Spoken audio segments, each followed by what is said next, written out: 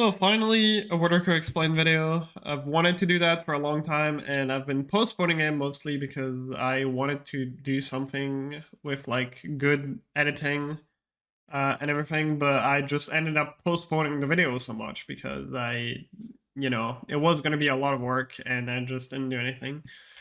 So I'm gonna do this just commentary over the run, explaining all the tricks, and eventually in the future, maybe if I have the motivation, I'll try to do something a bit better, like well edited. But for now, just to have a video that explains all the tricks, explains the run. So let's get into it. The first thing that you're probably seeing on screen right now, this is not very easy to read. You can see my mouse, yes. So we play in low graphics, and this is actually not that relevant anymore because the reason we used to play in we started playing in low graphics is because back then a lot of us didn't have really good PCs, and when you click on the brightness slider when you're on high graphics, which we're gonna do a lot in this run, but I'll explain that later. The game lags a little bit when you try to unpause. So we would lose a bunch of, like, a little bit of time everywhere in the run where we click on the brightness slider, which is why most of us play in low graphics. Some people still have this issue because their PC is not that good. But because we learn all the tricks, most of us learn all the tricks on low graphics. We have all our visual cues and everything in low graphics, so we just never switched afterwards. And also because the loading screens, I think, are like slightly longer in high graphics. But we have a lot less timers. So. But yeah, that's the main reason, visual cues and everything. Second thing, this is not English. This is Norwegian. And the reason for that is unskippable dialogues. During unskippable cutscenes, unskippable dialogues. So Norwegian is just faster. They speak faster and the cutscene ends quicker. It saves about 9 seconds over English. And the last thing is the version that we play on, which is the most important. We call it the EU version. There's two versions for this game. There's what we call the EU version and the US version. So EU for, the UK version, and US for English US version. And the EU version was released first, and it's for casual. The differences are like really small. You may not even notice them. Maybe the blocks at the end of Filch too. But for speedrunning, it makes a massive difference what version you play on, because this version saves around 50 seconds, 50 seconds to a minute, roughly. I don't have the exact numbers. But it's a lot, just because of like couple tiny differences that just add up crazy. Yeah, that's it. Now we can start the run. And we start with a 2-minute cutscene, which I will skip. This is one of the main questions people ask me, how do you have the motivation to watch a 2-minute cutscene every single time? And the strat is to just have a stream on the side. You're welcome. And first trick, so yeah, this cutscene is roughly 2 minutes and 8 seconds. And first trick actually right here, which you didn't see, but you can see on my input display, I hold D and C. Those are my backward keys. And this is because these cutscenes that you're seeing, these camera movements, for whatever reason, if your last animation, when a cutscene triggers, if your last animation was the backwalking animation from doing a backwalk, the camera in the cutscene moves faster, and because certain cutscenes, how quick they play, is partially based upon camera movement. Then you just end up saving a couple seconds here and there.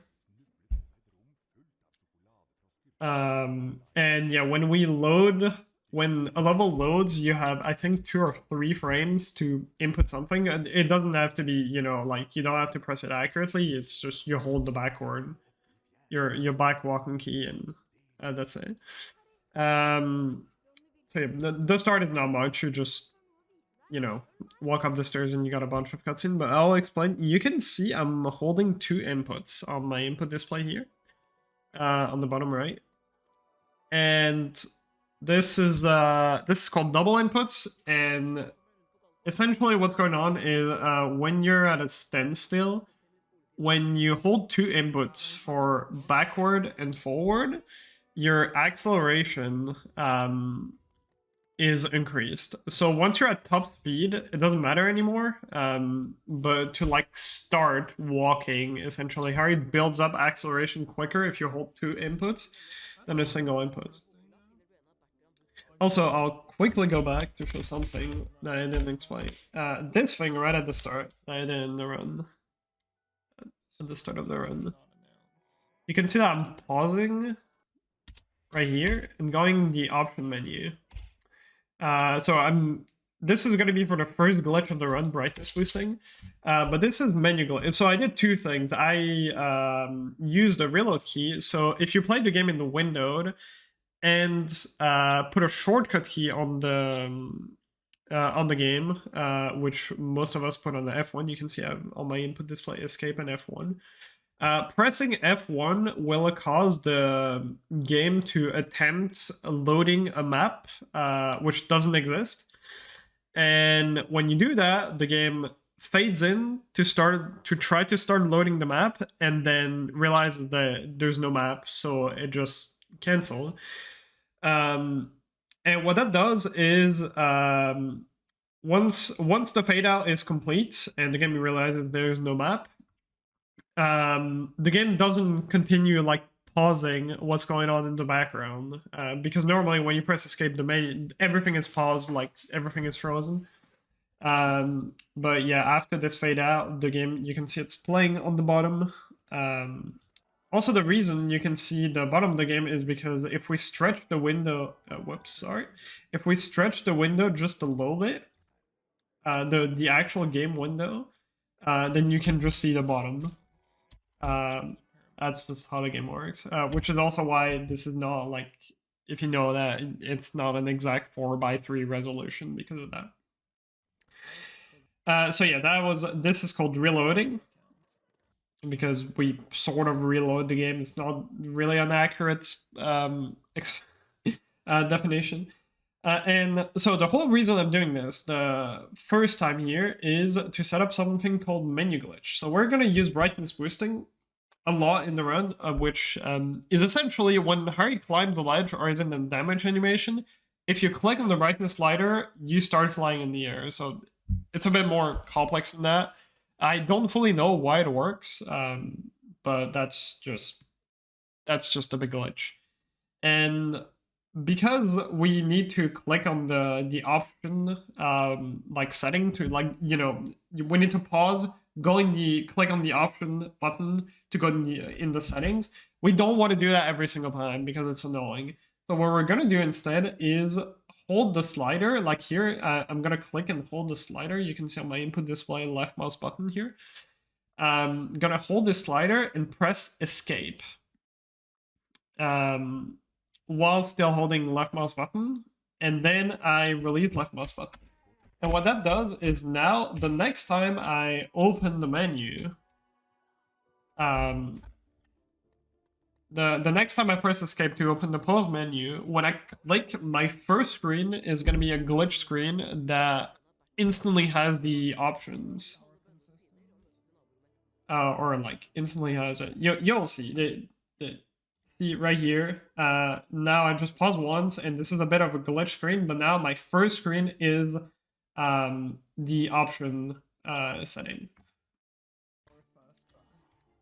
So first glitch, brightness boosting, and this is actually a double.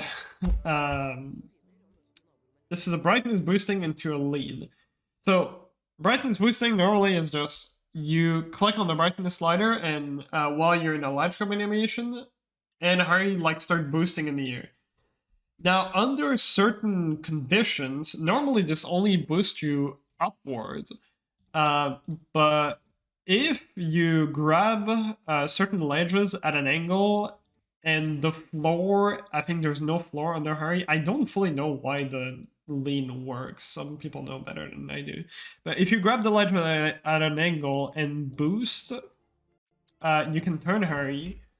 And it also has to be when you can see when I jump in the ledge like that. Harry is in the ledge grab animation, but he's not actually climbing yet. That's because Harry can only climb when he's either landed on the ground or is at the same height as the ledge that he tried to climb, which in that case is the bookcase. And when you try to boost like that, while Harry is in the ledge grab animation but is not actually climbing yet, this has some like really weird results. But this one is just like I said earlier, the lean. If you grab the if you jump into the ledge at an angle and start boosting, while the floor under a certain condition, I don't fully know. And then the exact moment you land, where Harry would be, you know, like starting his ledge grab animation, the exact moment you land, you boost. This will turn Harry and also make him lean forward, which lets us boost forward instead. Because normally we can only boost upward, but with this tech we can boost forward instead. So this is called the lean. And this gigantic explanation for this trick, this only saves 2 seconds. But yeah, that lets us skip a bit of walking and a ledge grab. Normally you keep the lean a little bit later, but because we trigger a cutscene here with Fred and George, then we undo the lean essentially, and we're back in a normal animation. We need to collect 25 beans because of a trade with Red and George, and you can actually miss the first few beans in the very first room if you just walk past them, and then it's impossible to collect them because the door closes behind you. Which the game or like the devs put 4 backup beans in the next room after that, just in case that happens. You can go back to this room afterwards to get the beans that you missed, but not the first room. We're actually going to use those backup beans in order to skip a cutscene because we need 25 beans. There's 29 total in tutorial. And here there's a Peeves cutscene that I'm skipping. I can show the trigger is essentially right here. As soon as you jump on this bookcase, and this extends really far. This is like essentially a big circle that goes like all the way to like a little bit before this green bean. So what I'm doing here is the same boost I talked about earlier, where I start boosting, you can't see it, but I start boosting before Harry actually starts climbing the ledge. When you're not doing that, grabbing the ledge at an angle, instead what it does it boosts you forward. It doesn't lean you. It's a bit different than the lean. I'll try to explain that later. But this boosts you both like upward a bit, but also forward. And we do that so that we can grab the bean while we're in the ledge from animation, and then we start boosting, and then we land right here past the trigger. And now you may think, why are you not grabbing this bean? And there's also the other bean here. If we go through this way, for some reason, the cutscene trigger is also there. Like there are 2 cutscene trigger for Peeves, or I think this may be a different trigger, but for some reason it triggers the Peeves cutscene if we go through here. So it's just not worth it going through here. So what we're going to do is skip the bean, and we're going to get the 4 backups that are in the next room. Here, cutscene skip, literally just jumping around the trigger.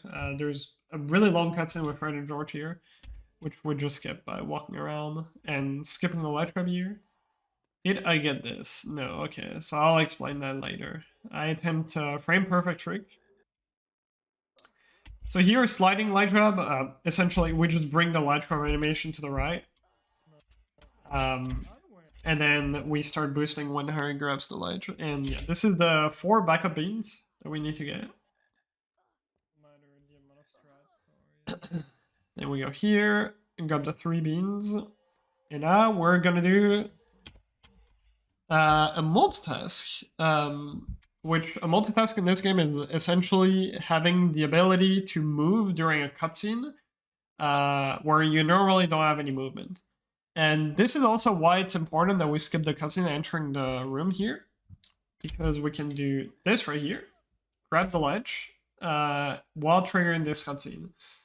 And normally, if you actually trigger the cutscene, Fred and George, they start walking towards you, and after that, they go in this corner right here. Which you can't grab the ledge, so you wouldn't be able to do the multitask, which is why it's actually you might still be able to, I'm not sure. But yeah. And yeah, a multitask, there's 3 known ways, as far as I know, to get one. The first one is a ledge grab in the cutscene, which is, I believe, the only one that's in the entire game, this one. Because normally when you trigger a cutscene, you instantly lose movement. This cutscene just happens to move Harry towards a location, which is on the right here with the card. I think that's why actually the multitask doesn't work if Fred and George are here. And yeah, when you jump onto Fred, you can trigger the trade. Harry is trying to walk towards the location of the card, but because we're so close to the ledge, he ends up grabbing the ledge here. And then that lets us gain movement. And what this does is triggering this trade will open the wall. And while we have to wait for Fred and George to show the card, and then after that, after showing the card opening the wall, we're gonna essentially climb all the way there. And the wall opens, and we're like right in front of it. Also, this tiny cutscene that you saw showing the card, this is also one of them. I'm not gonna go over all of them, but it's also another one of them where I backwalk when I'm up there. So that the camera, like showing the card, goes quicker, and that saves about 2 seconds. So that was tutorial. A lot of stuff going on, but I think we got the main tricks out of the way explained. And there's a bit more to it, but yeah. So cutscene introducing Malfoy. And here, entering the class, extremely simple skip. You literally just walk around the Hermione, and that skips the trigger. So spell drawing, this might sound pretty like simple. I mean, it kind of is, but there's a bit going on. So the lines Quirrell says are random, and they're not all the same length. And here, the first one, it's 1 and 2, so I actually got the bad one. I lost 2 seconds. The spell drawing here is actually interesting because you want to get... It's a bit weird, but you can see I'm first drawing. And then once I'm done, I get a replay of what I did. If I draw quickly enough, when the game stops here, where you essentially stopped on the replay, if you drew quickly enough, that sequence from where the game like stops, where you drew, and when it actually validates the spell, when it's like, okay, like this thing essentially that you're just seeing, that's going to be shorter for whatever reason if you draw quickly enough. And this is like a weird cycle that you get, which is also nice because that means if you draw quickly enough, you're not really going to lose time. But yeah, this is called fast drawing. Another RNG line, this is a 1 and 3, I believe. I think everything after that is a 1 and 3. I think that was second best. And yeah, we only need to do normally there's 4 spell drawings total. That was the best line. Normally there's 4 spell drawings total. And the game forces you to do at least the first one. If you fail the first one, you'll have to reattempt it. But every spell drawing after that, you can fail it, and the game will just move on. So we're always going to do the first spell drawing and then fail the one after that. Now on to Flipendo. And we're gonna do a wall walk, which is another big trick of this game. This one doesn't say much, but essentially if you jump into walls at certain angles, you can partially clip onto them and literally just walk on them, which is why they're called wall walk. Here it's a really tiny time save, we just jump over the barrow. So did I get this here? Yes. Nice. Now I can actually explain it. So this I just saw is a super jump, which, oh, whoops. Yes, this is frame by frame. So when there are certain ledge in this game where Harry kind of like hops on them for one single frame, which you just saw here. This gives you a lot of speed at once, but you lose all that speed back on the next frame because Harry sort of lands from that pop-up. I'm not fully sure, but you lose back all that speed the frame after you get past that. But if you jump, the game doesn't take that speed away. The game doesn't have time to take that speed away, so you preserve all that speed that you got from this little slope thingy. And this is frame perfect. You have to jump on the first frame where you get this like pop-off thingy. There's a lot of these in the run. Like, thankfully, this is frame perfect. But most of the ones, not every single one of them, some of them we have to go for them, but most of those are called super jump, and most of the super jumps in the run are just like on your way, you try them, and if you fail them, it's not worth attempting them again, so you just move on. So another cutscene, and now we're gonna do pot jump, which is we first go on, jump on the cauldron, and once you if you hit a cauldron, the hitbox goes slightly higher. So yeah, I didn't have time to show it because I jumped instantly, but essentially the hitbox goes slightly higher. So we go on the cauldron, cast on it to raise the hitbox a little bit, and then after that we can land here and skip pretty much the entire puzzle. Normally you're supposed to cast on the switch that's next to Coral, go through a path. Normally you would go like through here, walk over the bridge and everything. This saves like 40 seconds or something. Another super jump here, which I messed up a bit. I wanted to land a bit further right, and another attempt at a super jump here, but this one I messed it up. Now here, another multitask. This is called Nick Skip. And this is the second example of a multitask. This one is triggering two cutscenes at the same time. Now, this particular instant of a multitask, triggering two cutscenes at the same time, will not have the same result every single time. Sometime it will lock your camera, or sometimes do some weird stuff with the camera, but this is one of them. This one locks your camera. So yeah, I have to stand really, really close to this trigger without actually hitting the cutscene. Then cast on the switch. On the very short period of time that I have while the spell is traveling to the switch, I have to quickly hit this cutscene, which you only have a couple frames. And then trigger this cutscene while the switch cutscene is also playing, the Flipendo switch cutscene. And then I can move during this. So that's the first part of the trick. The second part is I have to walk blindly into the next cutscene, which is a cutscene with Coral. That will give me back my camera. And I use an audio cue here and also my timer. You can see I'm splitting here. This is actually so I have my detail timer that shows up and that starts. So as soon as the music starts playing, I look at my timer for like when to hold my inputs. This is not like super precise of a blind walk.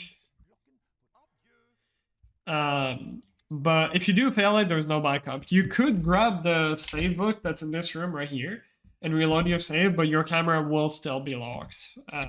So you have to do a blind walk. And if you don't grab the save, you either try to trigger this cutscene by luck or just, you know, reset your run. That's probably what most people would do. This is a hyperdrive. You can see there are slopes here.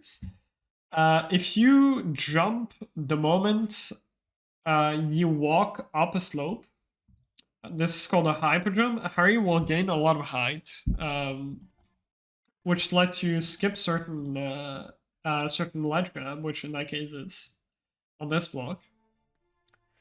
That's pretty much just it. You just jump as you walk on the slope, and that lets you skip a ledge grab. This is not frame perfect or anything. You have like multiple frames for this. This is really simple. Here I have to be a bit careful. I'm getting a hyperdrive on this ledge, but if I just hold forward the entire time, Harry is gonna try to climb this ledge. So you can see I'm holding back for a like really small period of time. And that way I can skip the ledge grab. Here normally you're supposed to walk around, but you can just jump from the window. So here one single brightness boost. Just to skip a ledge grab, and now this is called double cycle escape. So we're gonna first do two boosts again, or one boost, sorry. To, you know, when Harry climbs the ledge grab, I'm just gonna call it, this is called the glitch ledge grab, when you boost when Harry has not started climbing yet. And this is not like super precise for the timing, but essentially you we're trying to get past the doorway, and if we just mash the entire time in the glitch ledge grab animation, Harry's just gonna bonk on the arch. So we have to boost a little bit, then let Harry drop a tiny bit from the ledge grab, and then start boosting again so we can go forward. Because this ledge grab is not like the lean where it just goes forward. This ledge grab also goes upward, or this boost. So I land right here. I also here I'm gonna try to show it. After the ledge grab, I also place my mouse exactly on the slider. This is gonna be for a trick later, but yeah, during this boost, I tried to place my mouse right here, so it's set up exactly on the slider. And here, a bit of a tricky cycle, usually for beginners. You have to quickly make that cycle, you don't have much time. And you can't grab any of those platforms. I think the one towards the end you can, but it also makes you miss a 15-second cycle. Another wall walk here that skips an entire cycle with the platform. You custom the switch, and then you hit the switch. And yeah, this block right here that I just landed on before, you can get a ledge grab on it, but if you get a ledge grab there, you miss a cycle and you lose a lot of time. So that was Flipendo. And yeah, there's not much in the end. We just have to cast the 3 gnomes that will open the door, and then we can move on to the next part. So yeah, this is just cutscenes. I'm just gonna skip through it. And Broomstick, actually, like, pretty self-explanatory. There's not really a lot going on, and there's quite a bit going on at the same time. I want to try to hold the acceleration button the entire time during this, without ever releasing it. Other than one single spot, because there's a really tight turn, which just ends up not saving time if you just hold acceleration. And this is like one of the hardest level for beginners, because you have to kind of know the hitboxes and try to like turn as quickly as possible. to, you know, like save some time. But for most people, just getting through this without missing a ring is really difficult. It's, like movement-wise, this might be like one, if not the hardest level. That's just like pure movement. But yeah, I'll just skip through this because this is literally just collecting rings. This is pretty self-explanatory. There you get the cutscene here. And now we're gonna learn Alohomora. So again, it's the exact same principle as Flipendo. This actually used to be this was the last spell drawing where we couldn't do fast drawing, which is what I talked about earlier of getting this cycle. Until someone realized, because we would go on the bottom like this and try to get 50%. Until someone realized you can just do a circle here, and that gives you most of the score needed, because also I forgot to mention, but you can see on the bottom, we only need 50% for the first one. And that gives us just enough so that we can barely catch the cycle for fast drawing. Bro actually got this baby RNG. That's crazy. And yeah, the RNG for the voice lines is only, like, can be a bit punishing here, but like it's like 2 seconds that you can lose at most. The worst one by far is Flipendo. You can lose up to 8 seconds if you're really unlucky. But this, the max you're gonna lose is 2 seconds. It's not a big deal. Alright, now big trick going on. Bane, the biggest time save in the entire run? I'm not entirely sure about it. I could be wrong about that. We're gonna chain multitask. So it's gonna be a bit to explain. Here we just learned Alohomora. We're gonna open this bookcase, which is where we were supposed to go. So instead of going instantly, I am gonna cast on this knight. When you cast on this knight, normally this opens a secret, which it will do anyways, for a card. But the cutscene, the start of the cutscene is delayed. It doesn't start the cutscene instantly.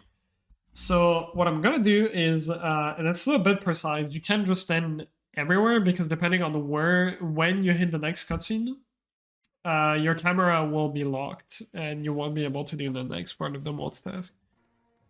But yeah, you trigger this cutscene while this plays at the same time, and you can see this opens the secret for the card. And now the two cutscene, this is a bit weird. I technically have movement, but Hari is also in the cutscene, doing the actions that you're supposed to do, which is moving towards this chest. In order to unlock movement, I have to do a spell cast, which is really weird. And here I wait, because if I try to spellcast, I can move earlier, like in front of the mirror. But if I try to do that, this moment where Hari walks next to Hermione, I'm gonna get pulled back again, which is why I have to wait here. So once I end up here, then I spellcast, and I go, I try to blind walk in the next room, and then cast on the door here. And I actually messed it up a little bit. And it's really important that I bump into Hermione here, because normally what happens is she tries to teleport in the next room. She's way ahead of us. And just triggers a cutscene once she's in front of the classroom. But by opening this door before, this cancels that process of teleporting us in the middle, and instead she's behind you, and it switches to the part where she's supposed to walk forward in front of the classroom. But right now she's behind us, which is perfect because, as I said, she triggers a cutscene, which we can go into the classroom, trigger this cutscene, and then it triggers her cutscene. You probably saw it for like a frame there, and that triggers another multitask. The reason this one is so useful is because there's a cutscene trigger right in front of Flitwick that takes you to the next part, which is normally what is triggered right after you complete the spell drawing. I angle myself in a specific angle and jump. I need to make sure I jump first and then hold back on the trigger, otherwise I get the backwalking animation I talked about earlier, and it messes up the camera really badly, and I can't really do the next trick.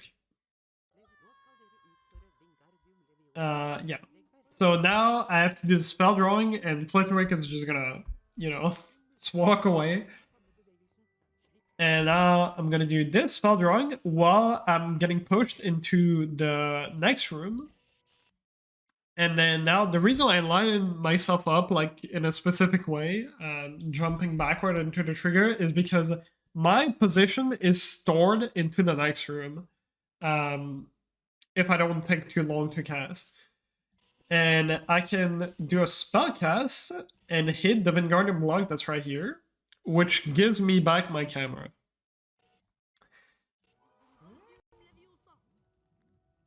Then I can recast the block and place it.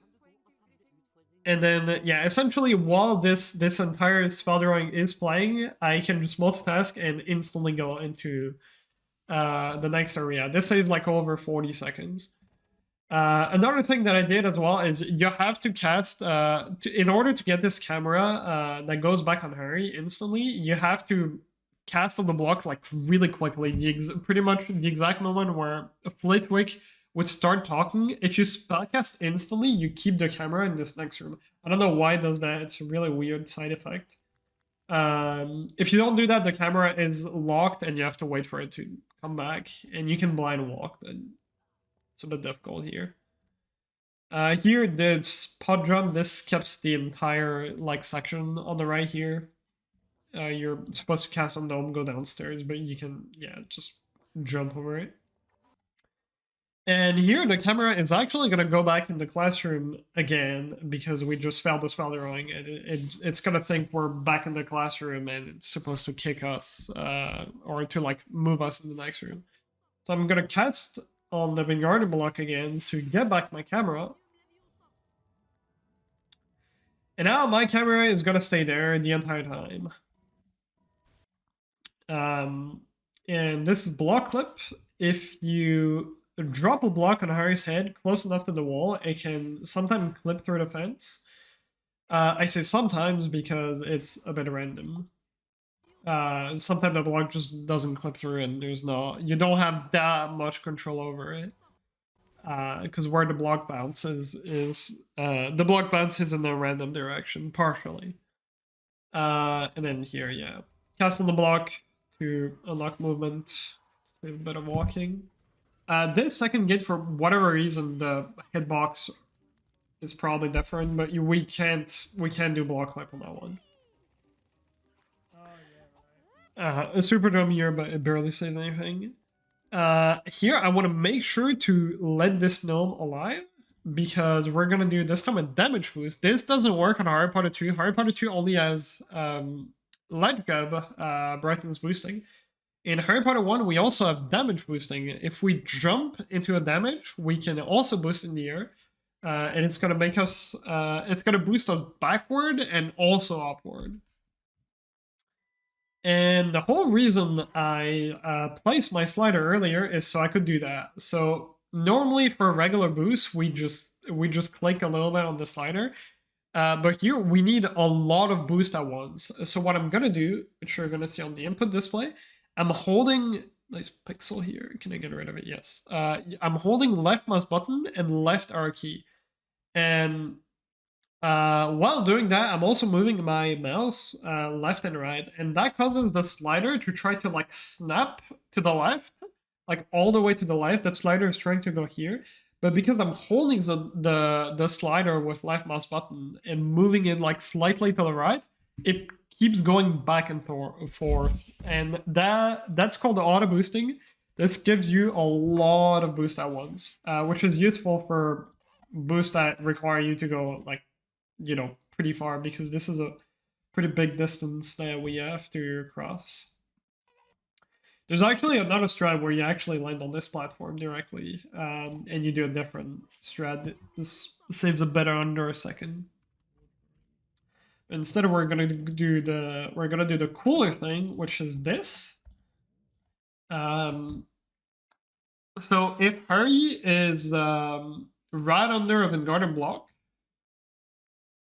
and like the block is close to it, like at like a good spot and everything, you can Harry will actually cast more Wingardium spells, which you can see it's these Wingardium like going towards the door. And this is useful because the trigger that's on the door here can be triggered by any actor. And an actor in this game is essentially anything, pretty much anything that moves. Anything that can move is an actor.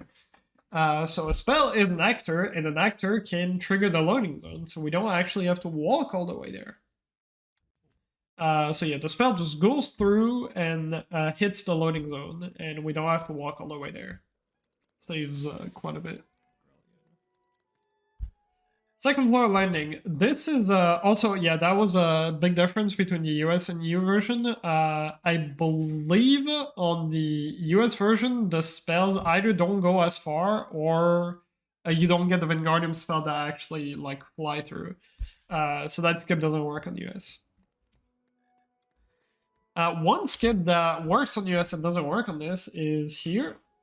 This Peeves fight triggers. Normally, you can see there's the... After this cutscene, you can see there's the pot on the left. Right here. On US, the cutscene trigger is different. You don't trigger Peeves instantly, so what you can do instead is clip on this pot. And then skip the Peeves fight entirely, but like we still, it's a bit weird. Essentially, we clip on that pot and then trigger Peeves later so that we can chain multitask. To like skip this entire level completely. We can do that on this version, on the EU version, but we can do something even better. We start the Peeves fight. We cast 3 times because you can kind of stun lock Peeves. You can actually skip this entire fight by stun locking him, doing like 4 casts in a row. But when you want to keep him alive, so we do 3 casts. And then we wait on the last one so that you can throw this like pot thingy. I forgot what it is exactly. But you throw something at us, we get a damage while this cutscene is playing, where we're normally like stuck. And then you can see Peeves is like walking away, and we can quickly jump into him and damage boost. And skip this cutscene trigger. And normally there's a trade with Fred and George right here. But we skip over it by boosting over it. Here, this is gonna look like nothing, but somewhat precise jump around this cutscene trigger with Neville. You have to hold right at like a somewhat specific time. And here, this is a save book super jump. So what's going on here is, you know the super jump I talked about earlier, which like where Harry like snaps for like 1 frame or like pops up. You can also get that when you jump into save books close enough to the ground. If Harry grabs a save book close enough to the ground, you won't fall, but you will snap on the ground instantly. If you're too high, Harry just falls, and this can all work. But if you're close enough to the ground, which I'll try to go frame by frame to show that, you can see Harry is, there's like a little bit of, this is the first frame, there's a little bit of distance between Harry's feet and the floor. And I'm actually gonna pause, I paused buffer that in the run,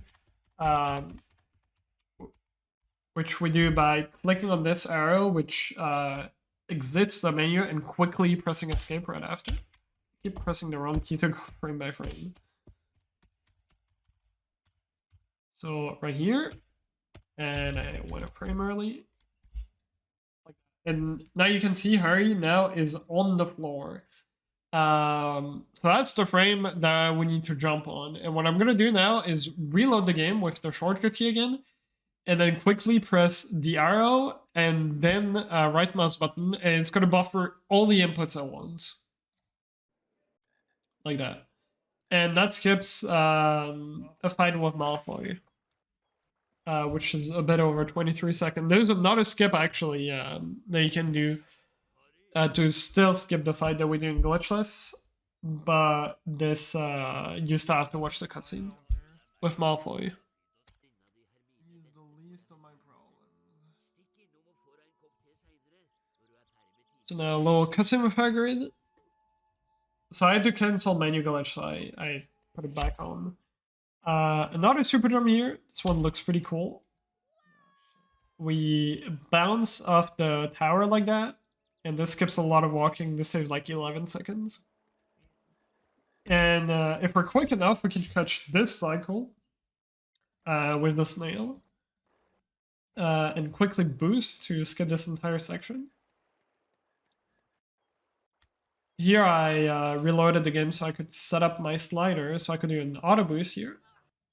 So I jump into the plane, quickly do an auto boost. I don't want to boost too much, otherwise I'll land over there, which is slow. I want to land like right here. And yeah, that skips pretty much the entire level. So now this is another spell drawing. There's not much to explain. We try to get the cycle that I talked about again. There's more RNG. There's actually a cycle that we need to get with the plant, with like a venomous tentacular later in the level. Which, if I get bad RNG here, then I get slower cycles.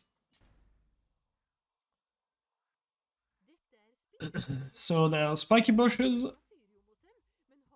First introduction, but well, not really relevant. We just cast Incendio on them. This is gonna be the Incendio tutorial. It's the Incendio challenge. Jump on the gnome. You bounce off gnomes and other actors if you jump on them. And it gives you random speed, random direction, and random speed. So you can save a 0.2 there. If you get good speed, I got good speed on that one. It's not a big time save, but yeah. And this is the cycle I was talking about earlier.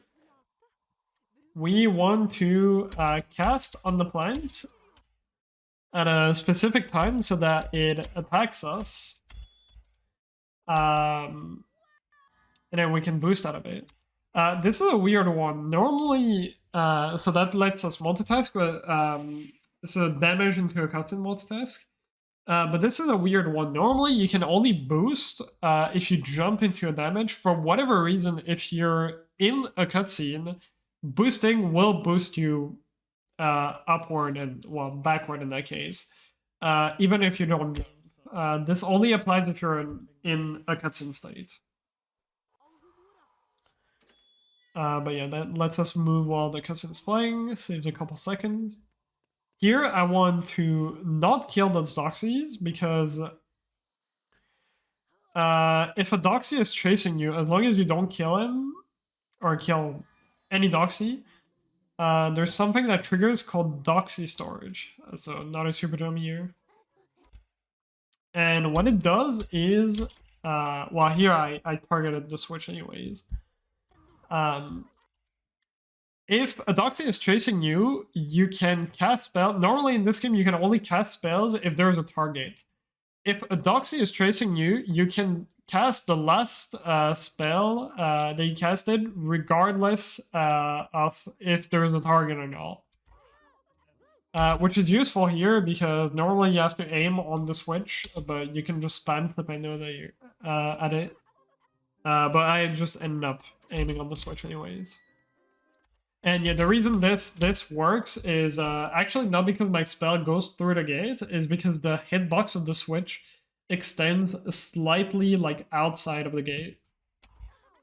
Normally you have to go on the right, like in this room here. Like kill on the gnome, go in this room, put Wingardium blocks. But instead we can do that. And then we also get hit by the gnomes. And we can instantly walk towards the door. So certain spell challenges have 2 parts. Incendio is one of them. Well, actually, Incendio is the only one of them that has like 2 loads. Certain levels also have like two parts to them. Another difference between US and EU here. Normally, I would be able to like cut it really close on US, like walk like literally right next to the plant. The hitbox of the plant is way bigger on EU, so I have to take like a really wide line. But it's also useful because then I can walk backward in the plant and boost out of it.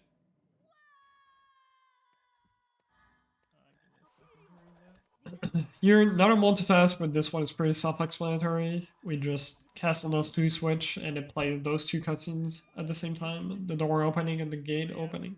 HP2 PC category, or which HP2 game? So cast on the plane here, and again, take a bit of a wide line so that I don't get hit. Here's sliding light grab, and then boosting out of it. And here I actually got unlucky because if you get a good boost, you can get all the way there, but it's pretty inconsistent. I got a bit unlucky there. So I had to do the backup there, that loses a couple seconds. We cast on the switch to open the door, and here we can do another damage boost of this plant. That just saves a little bit of walking. One final damage boost here. And then you can cast on the switch. So normally there's 4 switches that you need to like you need to cast on Flipendo on all 4 switches, but the game just counts the same switch 4 times.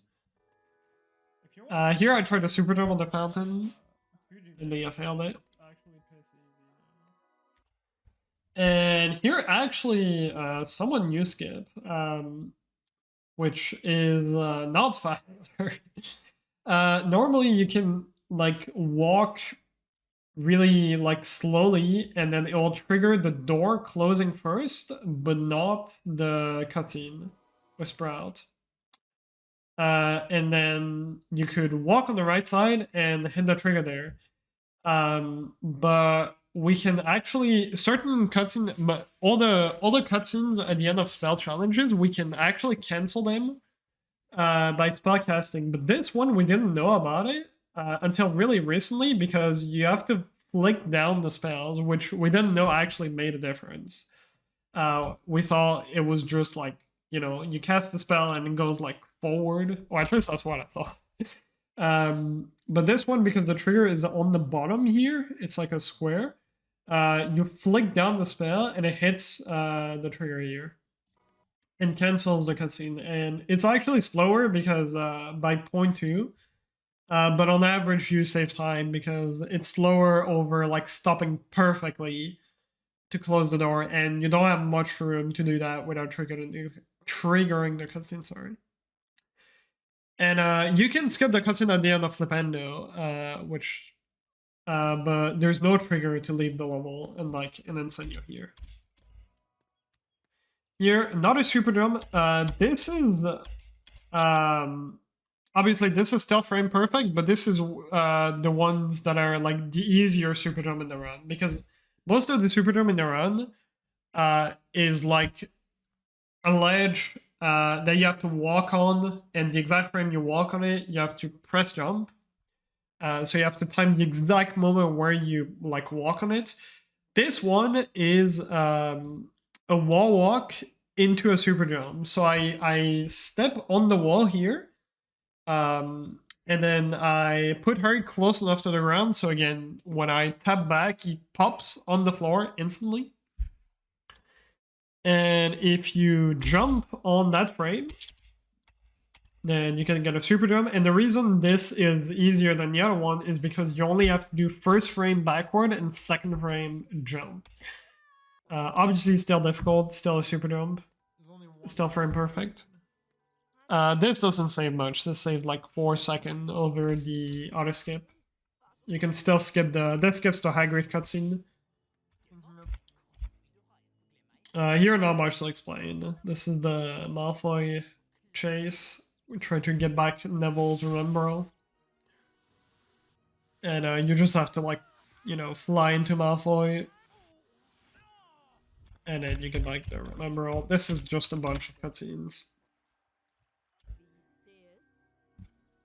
And Superdome here, this one is weird. It's easier than the other ones because you have like multiple frames to get it. So it's actually better to mash for this to get it.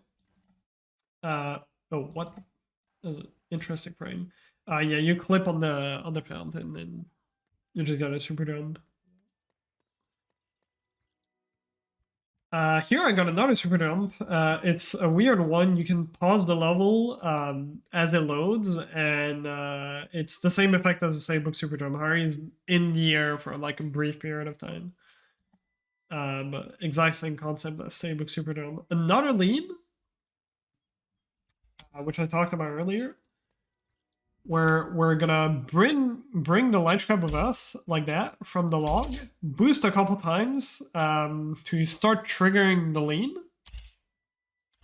And then here, because there's no floor underneath Harry, then the next spot where Harry is gonna climb the ledge, because again I said if he's in the ledge cap animation but hasn't climbed and isn't close to the ledge anymore, Harry will either start climbing the moment he lands at the same height of the ledge that he tried to climb onto, which in that case is this one, or if Harry lands on a floor. Here, there's no floor underneath Harry, so he tries to climb at the same height of the ledge. I don't know why VLC is just messing up the graphics here or the visuals. So we do 2 boosts here, the exact moment we land to turn Harry and get a lean, and that skips the entire level. We can just, this level is like fully open, so we can directly boost to the end. This is like the shortest plane in the entire run, like shortest and classroom transition.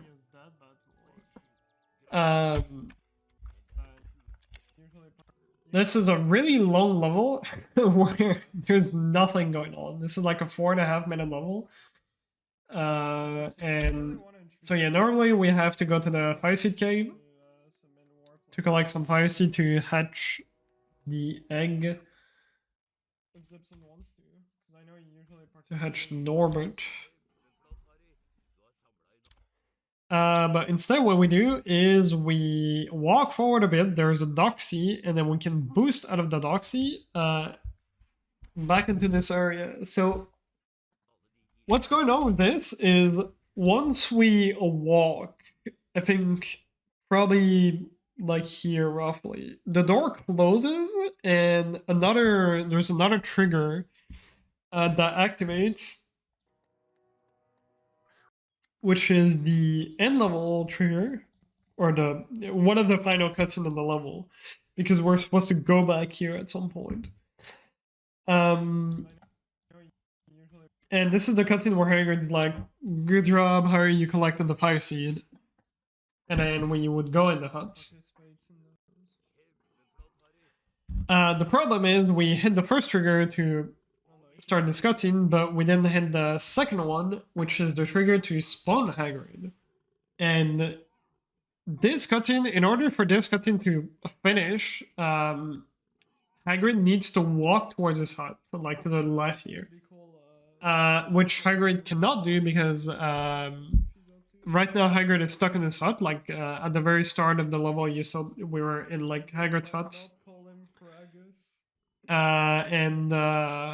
Yeah, right now Hagrid cannot reach this trigger because he's stuck in his hut. So he's like right now Hagrid is trying to reach this location, but it takes roughly 2 minutes. It's essentially because Hagrid cannot like physically walk to the trigger, because like there's a wall, you know, in the hut. Because the hut is actually not like right next to here, like behind Harry. The real hut, like the inside of the hut, is like super far away from the map. It's 2 different locations completely. And after 2 minutes, the game is gonna force spawn Hagrid, and those 2 minutes are essentially the time it would take for Hagrid to get to this location if he could walk through the walls. Which, because the hut is so far away, this takes like 2 minutes. But you can see, if you pay attention on the bottom left here, you're gonna see Hagrid spawn for like 1 frame. Right here. And that's the game spawning Hagrid.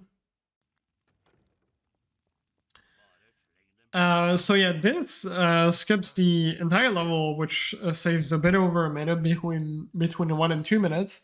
But because we have to sit through the like 2 minutes cutscenes, this ends up just only saving a couple seconds over playing Fire Seed optimally, because we have a lot of boosts that skip like half a Fire Seed. Quidditch, just a really long cutscene explaining how Quidditch works. Which the match is only well, you saw how quick that was. We just get close to the snitch, and then there's a little bit of RNG here. There's 2 RNG. The first one is how quickly the snitch goes into your hand, because you had 3 tries at catching the snitch, and if you miss 3 times by pressing spacebar 3 times, you have to catch the snitch again. And sometimes the snitch can just fully troll you and get close to your hand. You press spacebar and then it goes away. Most of the time it's fine, but yeah. And I hear Lee Jordan sometimes has like some weird delayed lines. You can also lose a tiny bit. You usually don't lose more than like 4 seconds.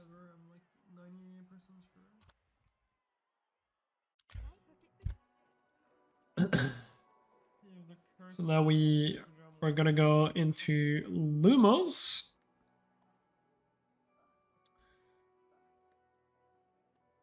And we're gonna skip cutscene trigger here. We can jump into a wall walk here, and you can see I'm pretty close to the ground. So again, I'm gonna get this like weird like a clip where I can super jump out of it. The other one's this run.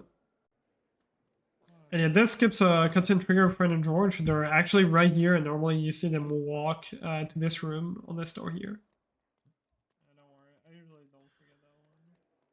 And that lets us and we just skipped the cutscene, and now we head on to into the Lumos classroom. And normally there's a really long cutscene with Snape here. It takes a bit over a minute, I think. But we can line ourselves up to jump and hold back, and we will get a wall walk and then clip on top of the wall. It's a bit weird. Like that. And then skip the cutscene trigger. And you can see Ron is like waiting for us here. And here we can also this is a completely different map. Like the layout may look the same as Flipendo, but every single map you're seeing is a completely different map in this game. Which is why I can walk and do this trick here. This is a weird one, but you jump into the wall while holding left. This partially clips Harry into the wall. And then with a certain angle, we can jump against the wall and hold left, and that will clip Harry onto here. I don't fully know why it works, but that's just how wall clips work in this game in general. Certain angles and certain inputs. And I can walk off this student, and this is, I think, called a controlled super jump. Where we can just, certain NPCs, if they're like close enough to at like a good height, you can like walk on them, and then you get a super jump out of it. And we can reach this trigger because normally we have to learn Lumos, but the trigger to enter Lumos is actually like right in front of the classroom. So we can just skip the entire spell learning like that. And we can actually skip the spell learning in Flipendo as well, but the trigger is behind the door instead of in front of it. And we have no way to clip behind the door.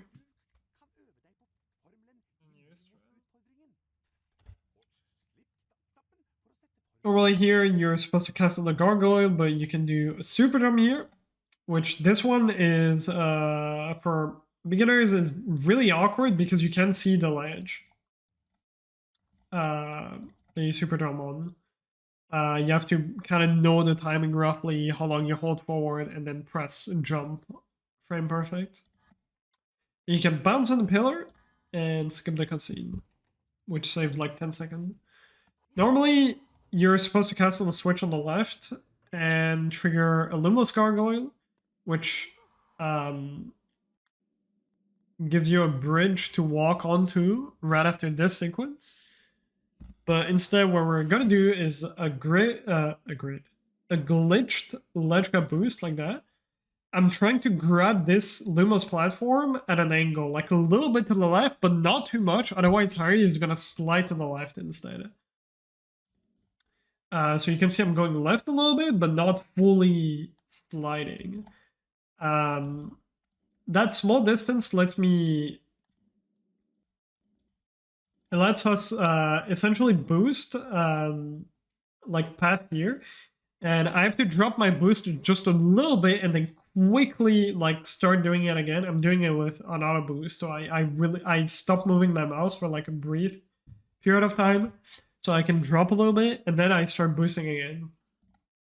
And yeah, this like long bridge that I crossed, or this long distance that I crossed there,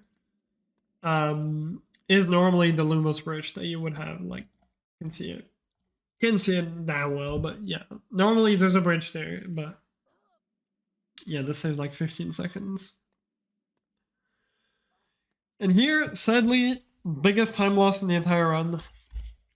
I tried to save book super run. This one, the setup is a lot more precise than second floor landing because you cannot. We're trying to skip this gargoyle, and because it triggers a cutscene, and then you have to walk there. So I want to land on this platform right here, but you cannot grab this platform, and the speed required in order to reach this platform is like some of the highest speed you can get out of a Savebook Superdome. And what determines the speed of a Savebook Superdome is how much distance there is between Harry and the floor. Which the higher the distance, the higher the speed that you're gonna get. But if you're too high, Harry doesn't get the like clip for the Superdome, and instead he just falls like this. How the fuck, man?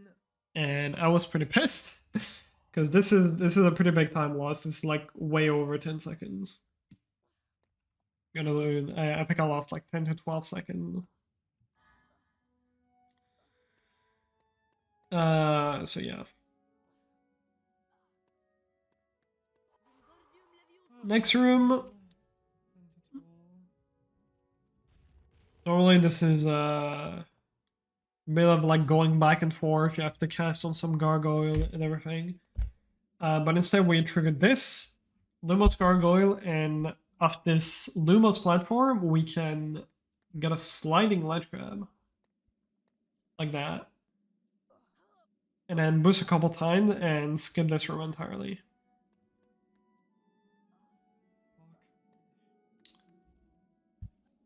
And I want to make sure I don't trigger this star. This actually triggers a peace fight.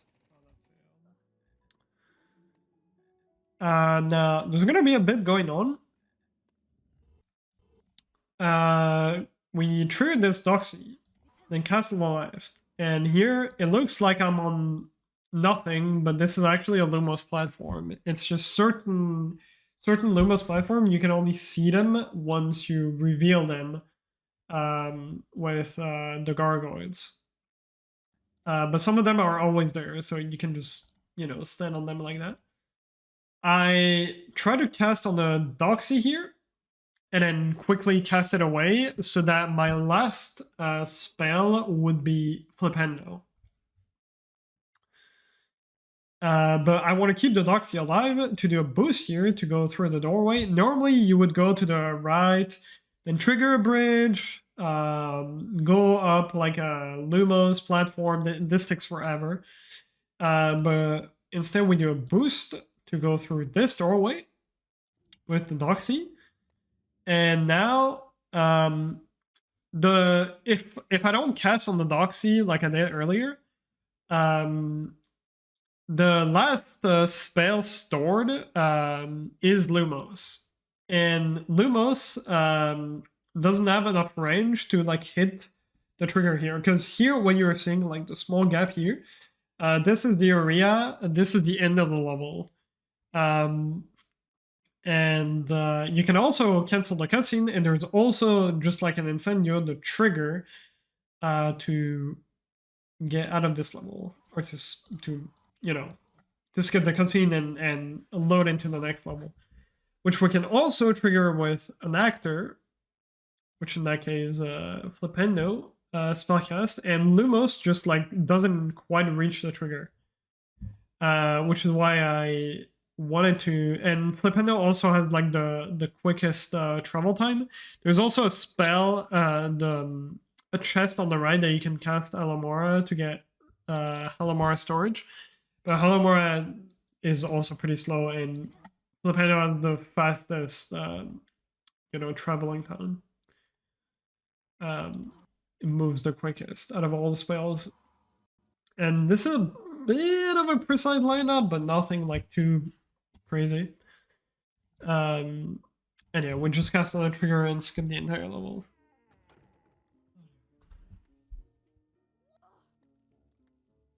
Still more than fine as a run. And this is just walking from one class to another.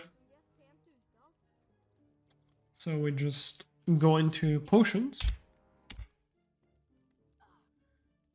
And here, I'll skip a little bit. This is just walking down to a cutscene with Snape here, and this is just a long cutscene. So we can get a hyper jump on the cauldron here. And then we'll backwalk here. This only saves like half a second. And so yeah.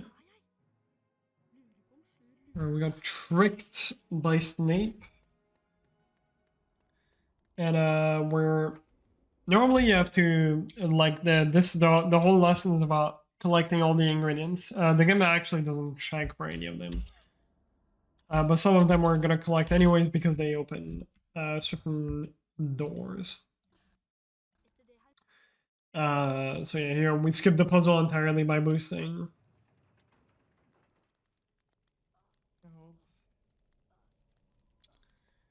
And now a glitched ledge grab to skip triggering all of these cycles. And now we're gonna do a moving platform boost, or two of them.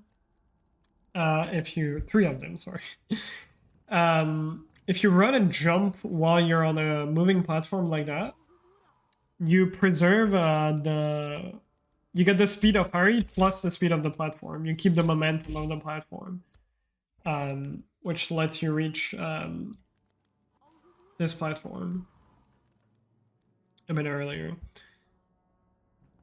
This last one, I have to make sure I don't jump too early, otherwise you cannot grab the ledge, so I would just die. The Bloody Baron has a really tiny hitbox, so you can actually just jump into him and jump over his hitbox.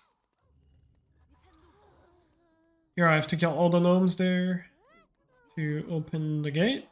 And here I try to get a hyper jump there, because when this cutscene triggers, you can be in the air and you can get a super jump out of that,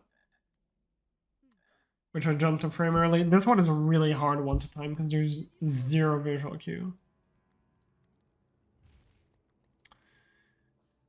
And here, normally you place the block on the auto platform here, which triggers the auto gate, and then you put the other block on this, and then the first block here.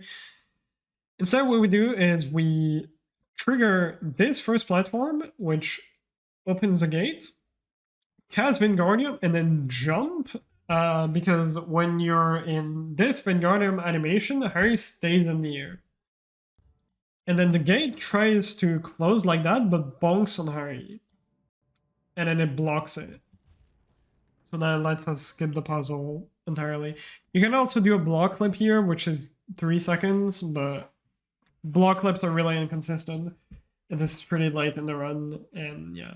This saves less than the one in Wingardium. Here, big boost to skip this entire like section. Normally you have to like hop on all the platforms there. And second boost here, grabbing the ledge at an angle and boosting at like precise timing. You have like multiple frames for this. It's not like super difficult, but that lets us get a lean and boost all the way there. And as you can see, I'm keeping my lean here, which is useful because I triggered this Lumos platform here, or Gargoyle, sorry. I guess I also triggered the platform. But normally, if I boost there with a regular ledge grab animation, I boost upward, and then I would land on the platform on the right that you saw there with the chest. But because I still have a bit of the lean, I can actually just boost and it will send me forward.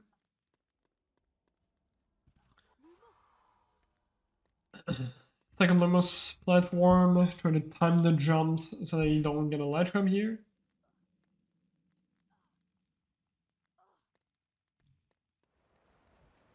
And final section here.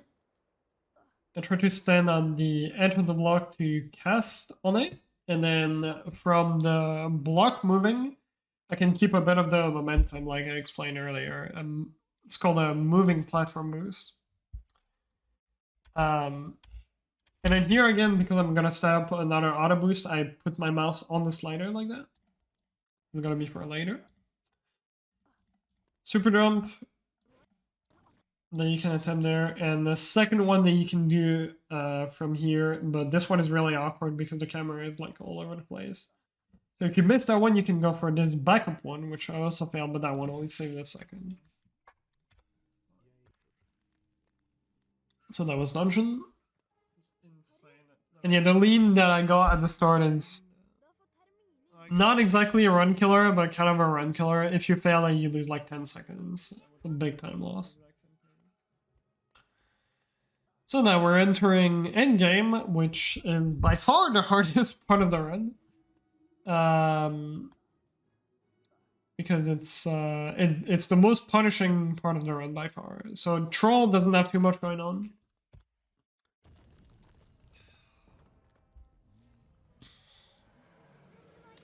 But we yeah, this is the Troll chase. We just, you know, try to reach the bathroom, and there's not much you can do to speed this up other than 3 super jumps actually. Okay. So another super jump that you can attempt. There's actually so this is the first one that I tried to go for. The one that you just saw on the step there. And suddenly I failed it, and it's the one that saved the most. Something that's interesting on this one is you can get 2 types, because the speed from super jumps is not consistent. Even the the ones that are always on the same slope, the speed is not consistent, and sometimes you get slightly higher speed, sometimes slightly lower speed. I think it's based on some weird subframe shenanigan. I'm not sure. But if you get a really high speed super jump, you can actually you land all the way down the stairs. You land really far. If you get a low speed super jump, you actually land on top of the stairs, and then you can attempt the second one, which is right here. Which going for the double is about half a second faster. But it's 2 frame perfect jump against one, so getting the high speed one is usually we like them more. Here you can see I tried another one, but I try to super jump to the very left here. Because the problem with this super jump is if I try to super jump from the middle, I will fall in the gap here. And you can actually make it jumping from the middle. You have to hold left right after you get the super jump. So you can land right here and get a jump right after. That's what my goal has. But it's speed based again. So if you get too much speed, then you still fall. So yeah. Rest of Troll has not much going on. It's just, you know, following the beans.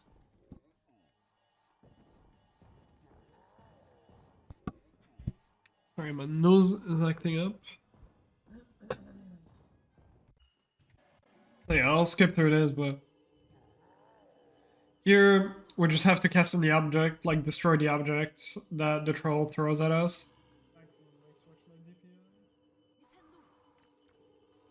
And you can actually pre-snipe them like that. I hit my DPI. At some point you can't do that anymore because the troll starts throwing faster and faster like that. And little bit of RNG with this, a tiny bit. Sometimes this specific, all the objects, they have different hitboxes.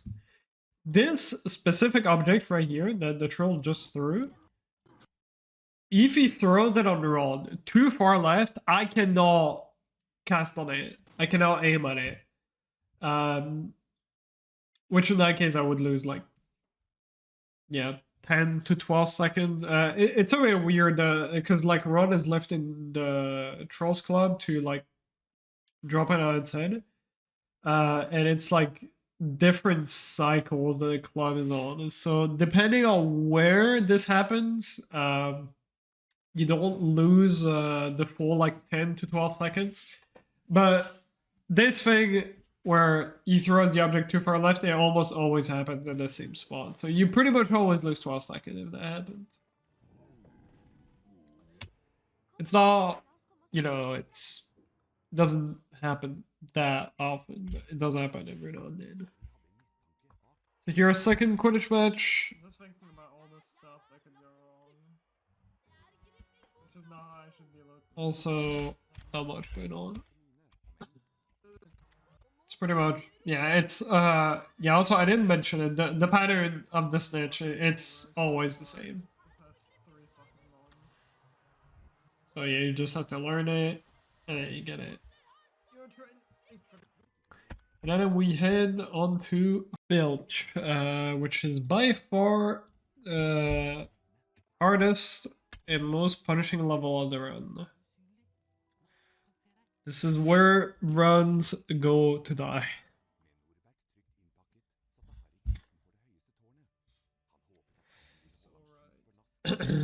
So we start off with boost right at the start, which saves 10 seconds over watching the cutscene. And it's a pretty precise one. So this one is not, you know, just jumping into a ledge. This one, you have to jump with an angle slightly to the right. So the Harry goes like towards the door. And you can see I'm holding down and left with double inputs. You have to run, jump in the bookcase, and stop holding forward really quickly. But still hold it long enough so that you don't get a sliding ledge grab. So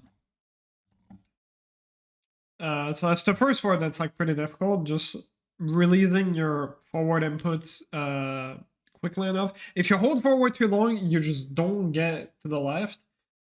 And if you release your forward input too early, you get a sliding ledge grab, and the trick is just ruined. And now, second part of the trick. You start auto-boosting, you drop your boost until a specific time, and you have to react really quickly to rehold your auto-boost to like start it again. then boost all the way until a certain point and drop it. I usually look at this. You can see like this texture right here. I look at this, and there's the second texture here. I look until this texture, until Harry is close to the second texture, which you have to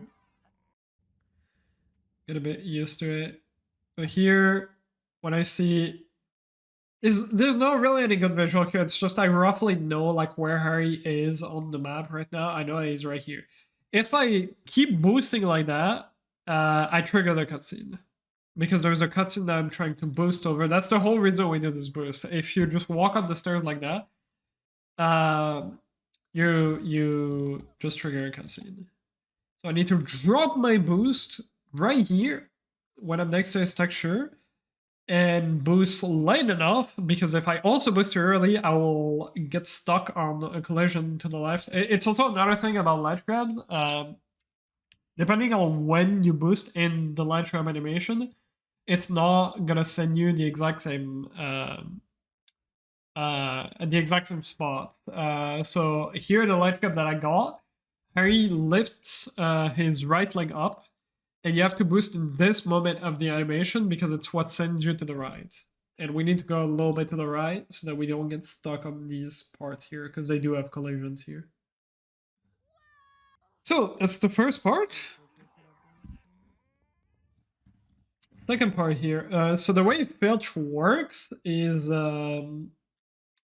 Filch will not hear you on carpet like that. When you walk on carpet, he will hear you when you walk on wood or stone.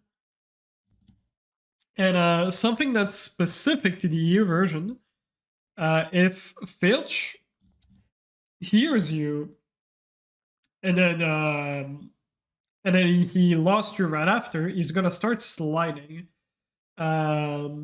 Which this sliding is only on the EU version, which is useful here because we can quickly walk on the wood, then walk left right after. So you can see here he starts sliding like that. And he gets stuck behind a bookcase.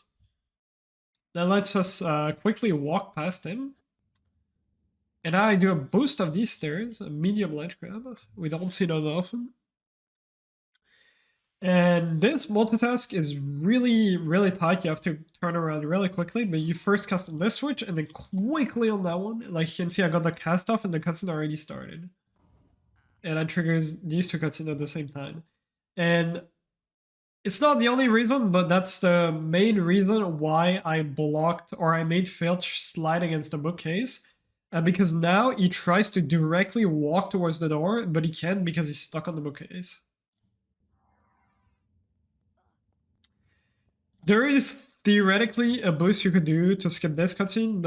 Those boosts, like they're no, you can get consistent at them, but they're a bit difficult. But especially this second one. This second one saves less. The first one saves 10. This one saves like 5. You would boost on these stairs like that. They're on the right of the door that I went through. And yeah, the setup is a bit more awkward. The visual cue is more awkward, and the timing of the boost is weird. And it only saves 5, so I didn't go for that one. Right. Third room actually used to be the hardest room of Filch 1. Now it's the easiest because of all the stress we have in the other room.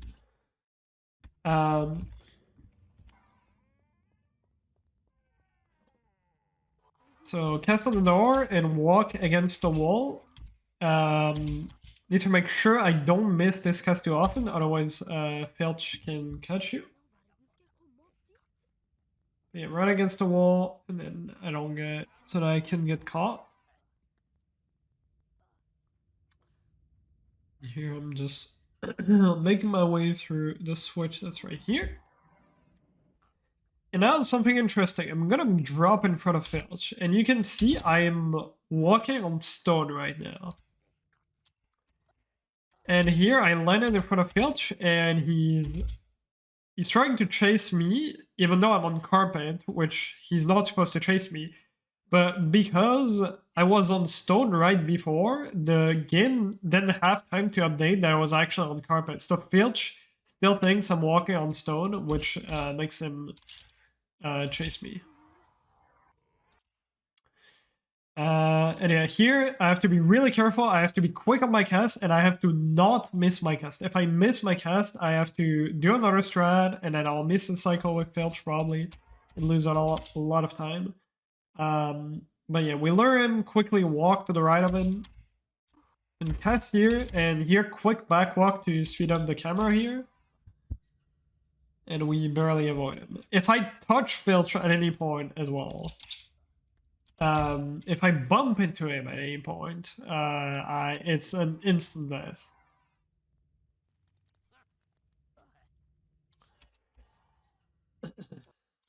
So, gotta be a bit careful. So yeah, here, little ledge grab skip. You can jump on this thing to skip a ledge grab.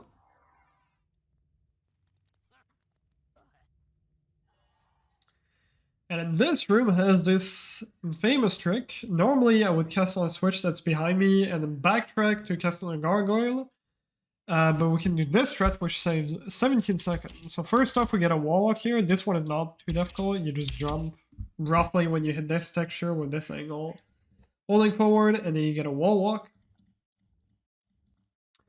This part, though, is really, really precise. So we're going to try to do a hyper jump into a wall clip. And for that, I'm looking at this texture right here. You can see with my mouse, there's like a little bit of a...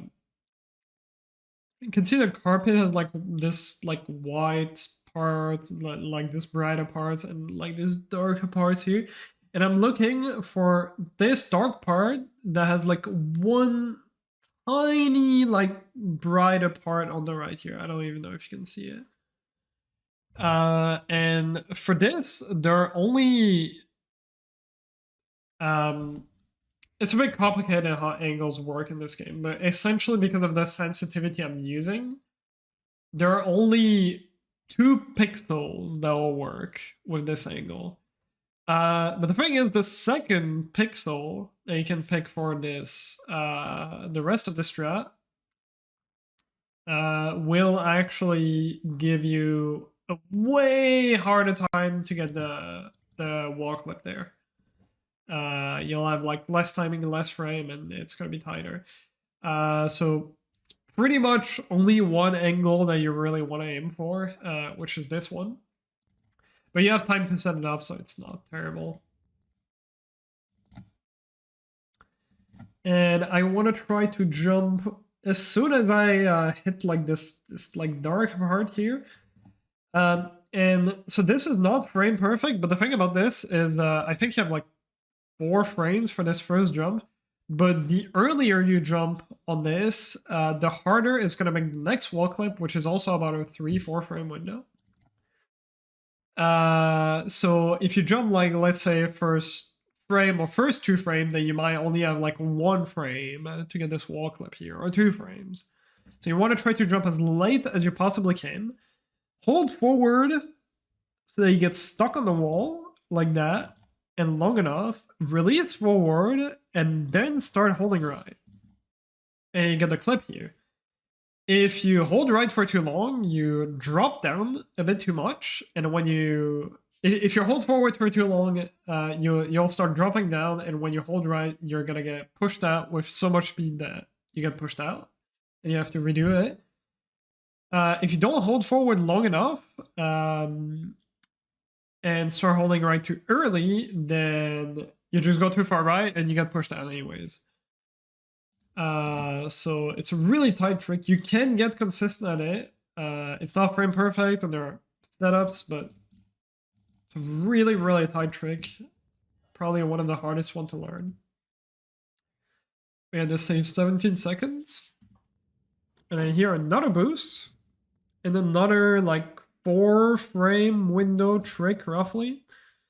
But again, the earlier you jump, the harder it's gonna make grabbing this ledge. And you want to try to grab this ledge, which is really, really tight. And sometimes even though you have the good angle and everything, Harry will just not grab the ledge. It's just because the ledge grabs in this game, it's the control and everything. It's a bit janky. And sometimes Harry will just not grab the ledge, even though you had like perfect timing, perfect angle, and everything. So there's a bit of sort of luck with this.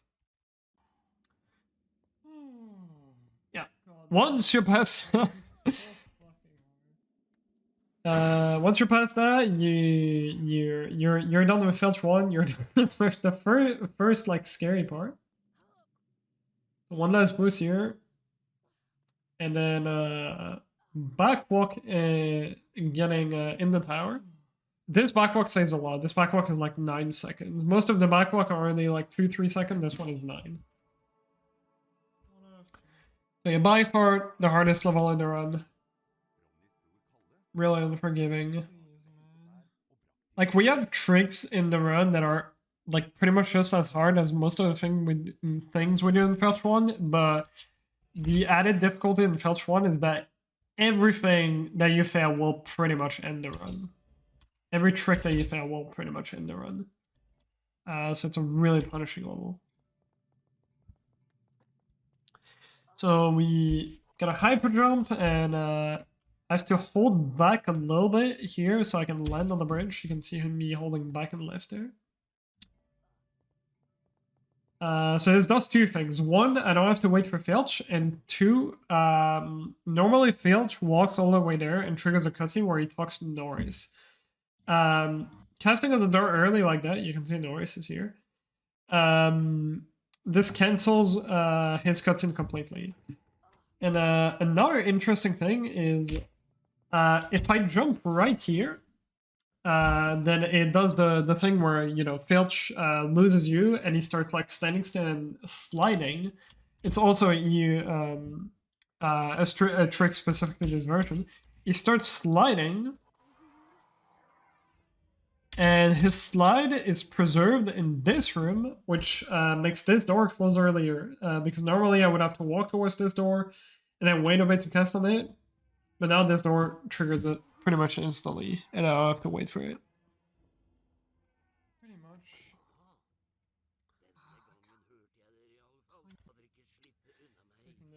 So a cutscene, and now we're gonna do the same principle as earlier with the stone preservation thing.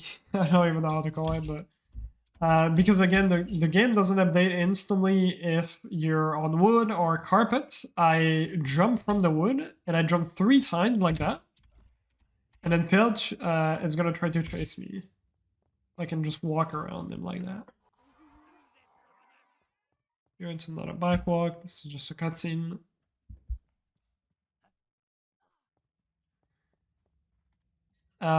So here, normally, what you want to get is you jump off this table, you get pushed by this lamp a little bit, and then you get a ledge grab. Then you just move on and go to the next part here.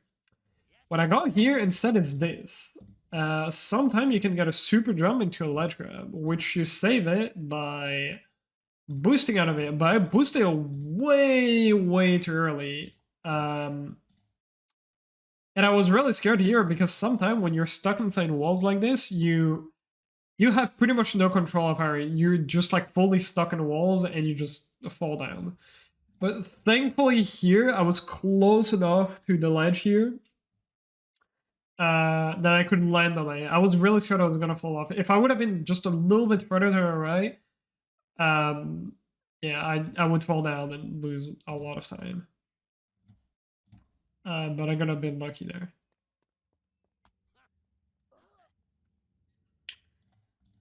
Here a little jump to skip on the ledge grab, but a really simple jump. Interesting trick here. So we open this door, and then we open the second door here. This second door is also only on EU. On the US version, this door is just open for some reason.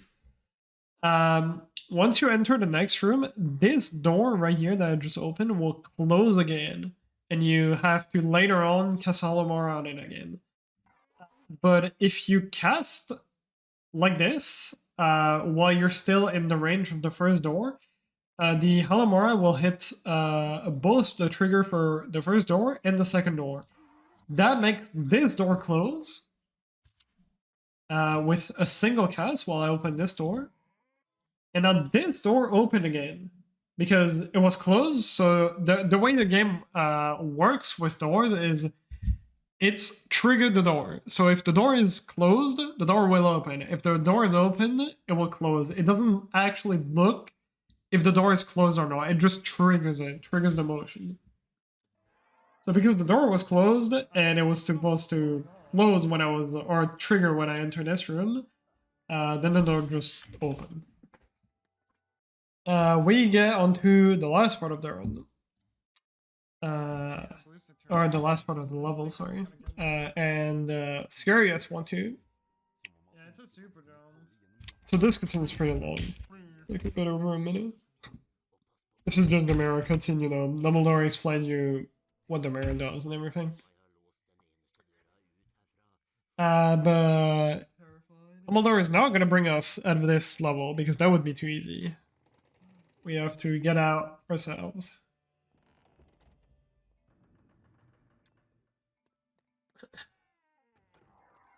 So the door is open. We don't have to cast on it.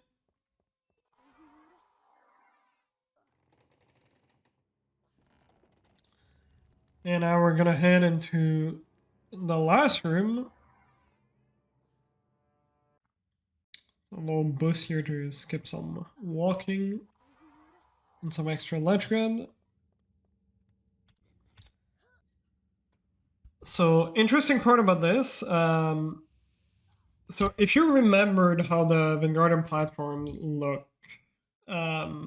normally it's just like a square, like a stone squared like platform thingy. For pretty much everywhere in the game.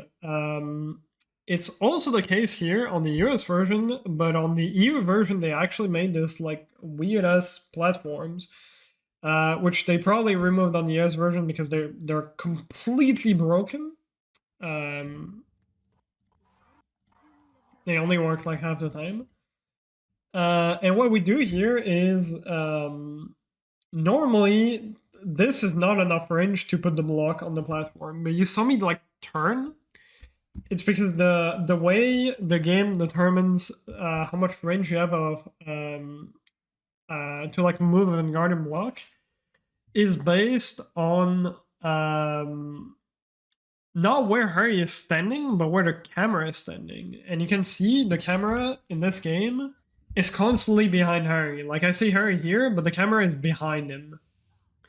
So by turning around, I put the camera closer to the block. Because it's another thing about this game, you don't actually control Harry, but you control the camera, which is a bit weird, but yeah. And that lets me get out of this room quickly enough so I can make a cycle with Norris here, which looks really tight. It's not that bad. But it looks a lot tighter than it actually is. But it is really easy to get caught here. I got caught a couple times. So I'm gonna do the same thing on all the blocks. So yeah, once again here, avoiding Norris. That second one is even easier than the first one. And here, I do a spell cast randomly like that. It's because there is a weird glitch which we don't fully understand, but it's called the double cast glitch, which is also only a bug on the EU version. For some reason, when he casts Wingardium at Wingardium blocks, Harry will just spam the Wingardium spell. He will do like a double. He will keep spamming Wingardium like more than usual. And if you happen to drop the block on the platform while that happens, Harry will cast, or like a spell will hit the Wingardium block a second time, sorry, which will trigger a multitask, and but that one will just soft lock you. I would get this on the next block if I don't do this little spellcast. But this spellcast doesn't lose much because I need to turn around anyways. which I can do during this podcast. Now, this is the scary part of the level, the part that can literally completely end the run. This, I need to stand right here, a little bit after like this line that you see on the bottom here. Then cast on the block, looking a bit to the left like that, and I messed it up once. Very quickly turn to the left. And I hold forward, because you move the block holding movement input. And I want to drop the block the moment this like dark shadow goes like right past, like as soon as the shadow is away, essentially. Once it goes right past this like little line right here. Then I drop the block, and that makes the block bounce back, which lets you recast on it like that. Oh, please finish. And what that lets me do is get a multitask. Like I gain my movement, I gain back movement because I cast it on the block, and I can walk into this cutscene. Because normally this is a cutscene trigger that you have to hit, but you don't have time to reach it. Because the cutscene triggers too quickly once you put the block. God, please finish. And normally I would have to sit here, watch this long cutscene. This cutscene is a lot longer, but here I'm getting a multitask so I can move earlier. I have to wait an entire cutscene, cast on the pod to learn auras and everything. And also watch this Fred and George cutscene right here. Which now I can skip because the game still thinks I'm in the last cutscene, so it triggers another multitask. 2 cutscenes triggered at once, and I can walk during it. And then I can finish this level. And Oh my. the main issue with this is this block slide, we call it block slide, it's not really 100% consistent. By doing the setup I showed earlier, you can make it a bit more consistent. But it will never be 100% consistent because of the way Wingardium block, like the physics works. So sometimes this will fail. If this fails, you lose half a minute. There's no backup. The block is just on the platform. You cannot recast on it. There's nothing you can do. You just lose half a minute. Oh my God. Which is somewhat out of your control. Not fully, but a little bit. And here I wait a little bit before I trigger the next cutscene. There's a cutscene trigger to start the Fred and George cutscene. Because I want to trigger this cutscene so that it partially plays. That'll make the camera move faster and save an extra second. So here you can see the trigger of Fred and George, the cutscene of Fred and George triggers. And normally the camera, because the multitask messes up the camera really bad, the camera would like pan back all the way there. But I do a back walk here, and you can actually see the camera pan back for a little bit, I just realized. Not very long though. But the exact moment I hit the trigger, you can see the camera. It's only for a frame, but the camera quickly, like, it tries to go towards the stairs, but it gets interrupted by this cutscene. And here, because the camera doesn't have to move here, it triggers the fade out for the next level instantly. And that's it with Filch. Most punishing level in the entire run. Once you're past the split, usually you're pretty scared because there's still a lot of tricks a lot of things that can kill a run. But this is usually when your run is like, okay, this is some serious stuff. But it is just so painfully difficult just to get a run up until that spot that my nerves during this were through the roof. I'm really happy I didn't choke anything bad. Yeah, this is a really long cutscene here. Which is nice. The cutscenes in this game are nicely placed, so that most of the time they're after like really like either hard or unforgiving tricks. so you can like relax a little bit before you're about to do some more stuff. Yeah, I tried to do a super jump. Deadly failed it. That one is a bit difficult because it's like a diagonal angle.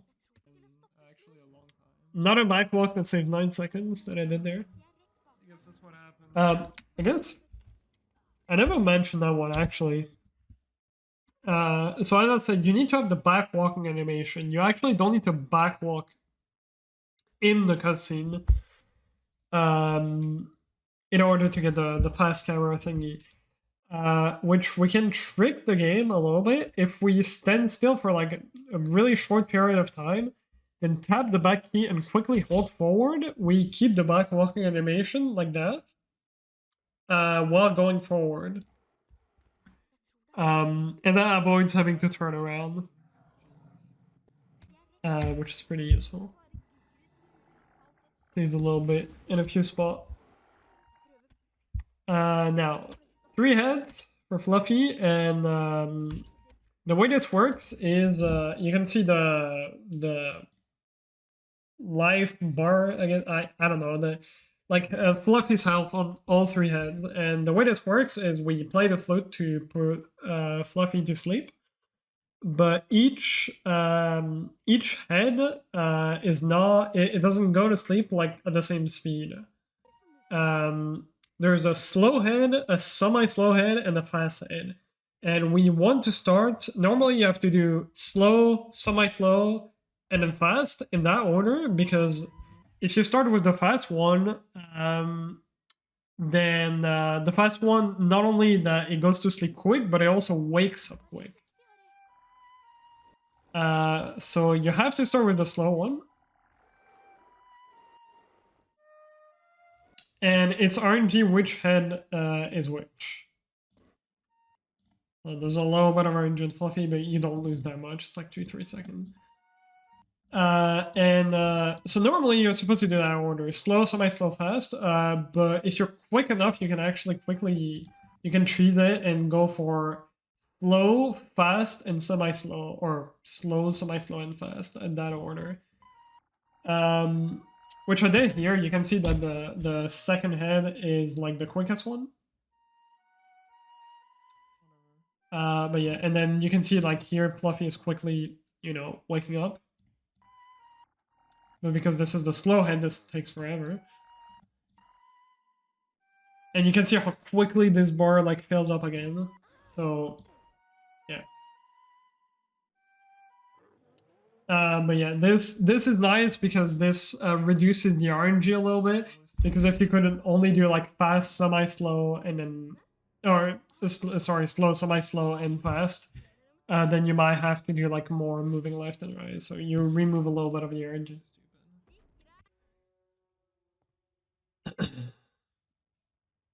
But yeah, at the start you have to try to figure out which head is the fastest or the slowest, which is a bit RNG.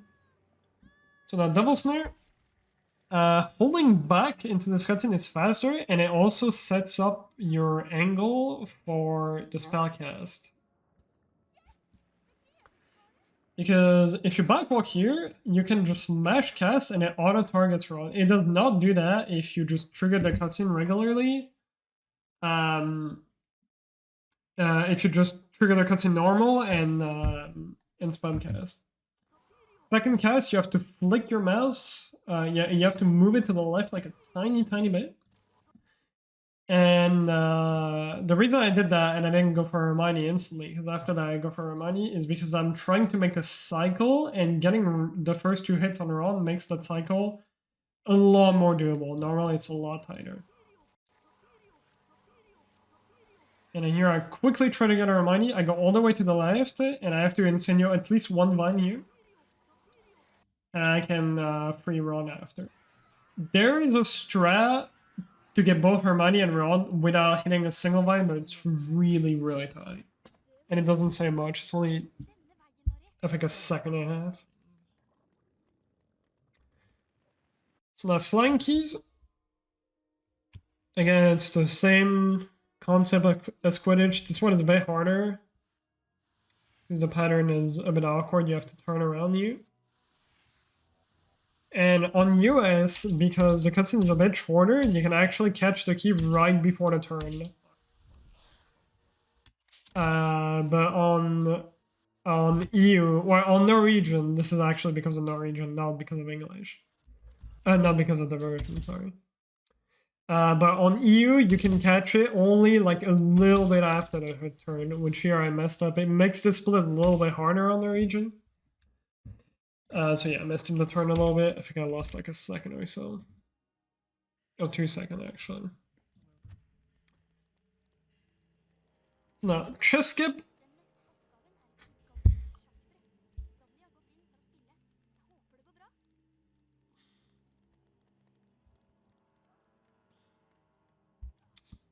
And so we can't skip chess entirely. It's not actually chess skip, but we're gonna skip the small cutscene in front of the chessboard which we're on. And what we do is we land on this. We jump on this like railing thingy, and then with this angle, I want to try to jump while holding forward. Hold right in the air a little bit. You can see me holding F. That's my right key. And quickly drop it like halfway in the air. If I hold my right key for too long, I can't make it on this invisible collision. And if I hold it too late, I get pushed out. You have multiple frames for this, but it's still pretty tight. And there's not really any good visual cue. Jump here, small out of bounds movement, and then here I have to be really careful to not jump too early here. So you have to know roughly where the invisible collision are to like go on the chessboard. And then jump on the chessboard. If you're too close to a cutscene trigger, when you jump on the chessboard, you trigger both the round cutscene and the chessboard, which is a softball. Here, it's always the same pattern. You just follow this diagonal line, and you let the pieces kill each other.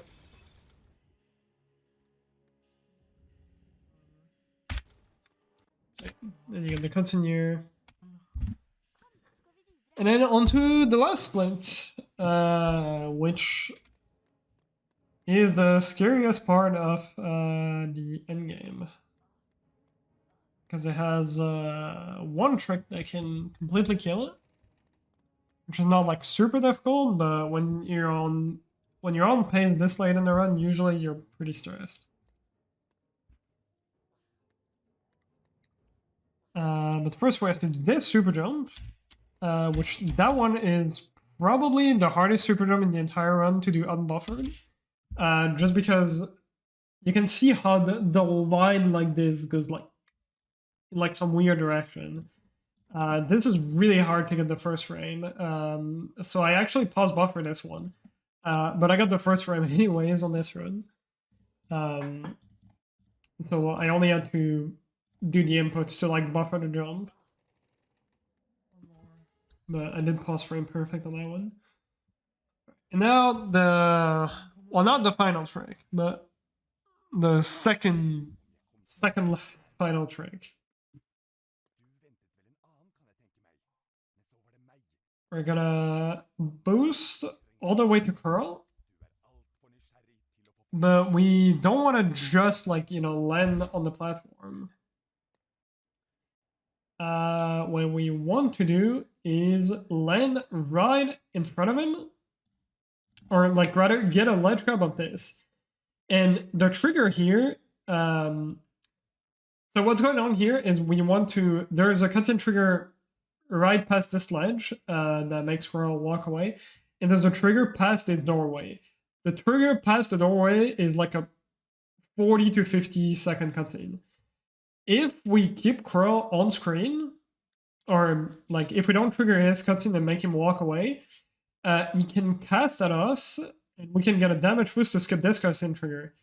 But that means you have to boost and stop at the good timing, so that you can land here and get another ledge grab. To boost over his cutscene trigger, you have to boost like exactly when Harry has like his right leg up the ledge, so you don't get stuck anywhere. if you get stuck on this arch, which happens a lot, it's just over. And yeah, you can't just, you know, like land like a bit far like here, because the cutscene trigger is literally like right here. Why have my mouse like when I'm pointing? It's super close. So you have to be really careful with this.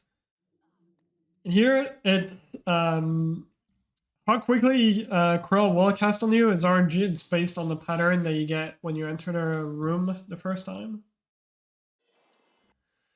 So I have to wait for a cast and a boost. And that lets me boost into the trigger that warps me into the final fight. And now the last fight, which is a bit scary. The first few steps are not too bad. You just cast on the pillar, you lure Voldemort, and ideally you don't want to move the mirror a single time. And this isn't just so there's only one side of the mirror that can reflect his spell, which is the only way you can kill him. The other side, your spells just go through and you get hit. But it's not just the middle of the mirror that can reflect the spells. It's actually the entire mirror, including the sides. Which means we can lure, because every single time Voldemort is going to try to like move, and we can't just stand in front of him, otherwise he's going to cast too quickly and hit us.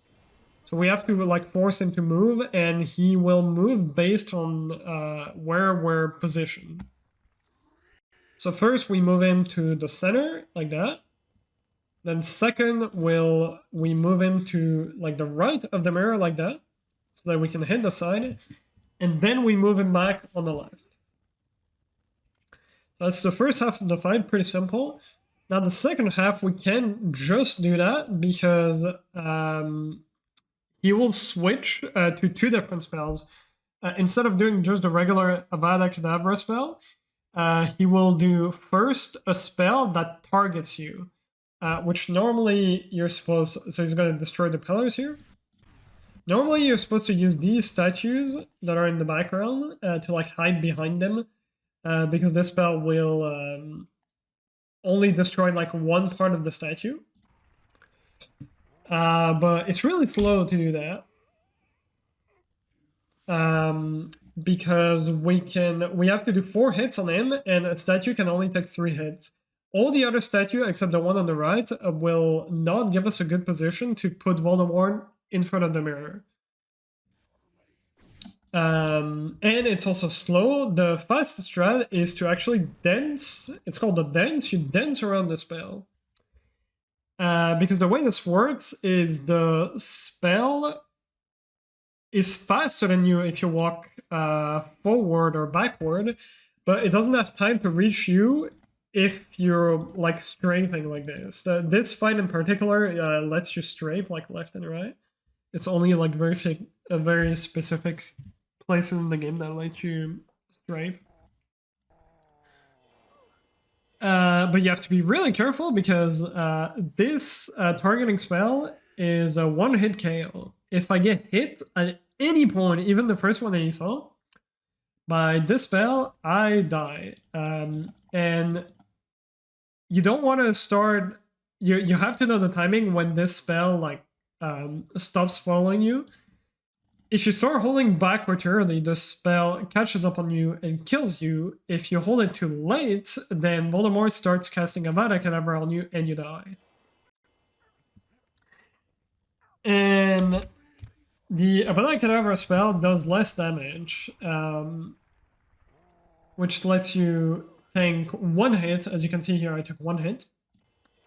Only 1 hit, which at that point I was really scared to take a second hit. So I tried to play... Well, you can't even play it safe. That's the thing with this. If you play it safe, you just die. You just have to execute the strat properly. So yeah, I just tried to not choke. And the last hits, I decided to go behind the pillar for the statue for 2 reasons. One, because I was stressed as fuck and I thought I was gonna mess it up again. And two, you're so Voldemort moved to the right like a tiny bit. If he would have moved even more, it might have messed up the spellcast here on the right.